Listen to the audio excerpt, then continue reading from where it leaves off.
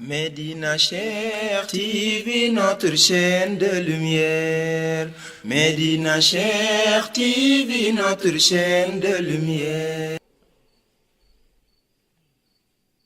moo tax ñuy wax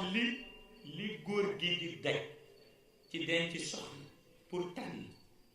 jigéen jee gën a war a daj lu ñu ëpp pour xool ban borom kër la bëgg lu am solo lu am solo xam nga duñu foog ñun suñu aada góor dong moo war a daj dem xool yi di tànn soxna daj lu ko raw pour tànn borom kër parce que dafay mujj mel ni góor gi rek moo bëgg lu baax te soxna mooy responsable mooy yar njaboot gi mooy yar lépp waaye lépp day dellu ci supervision seen waajur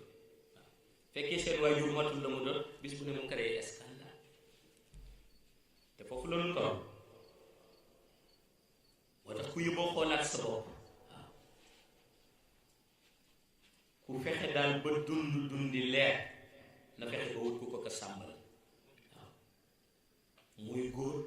muy jigéen ku fexe ba dund leer na fexe ba wut ku ko sàmmal waaye bañ wut nag ku ko yàqal waaw te bokk na ca yàqal sa bopp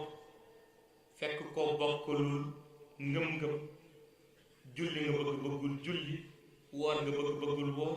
yàlla nga bëggul yàlla nga dem ni da nga àndal moom tooñ sa bopp la te islam santul kenn mu tooñ bopp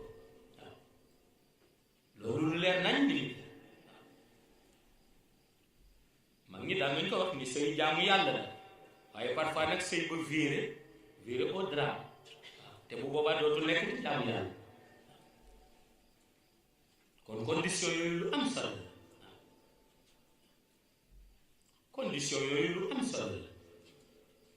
Médina Cheikh TV, bërëbu leer bërëbu Cheikh Tidiane Chérif mi nu jox Seydi Mouhamed El Cheikh sang bi di fi jàngale di fi seddale leer yi moom Mawlaaya Seydi Mouhamed El Cheikh sunu yaakaar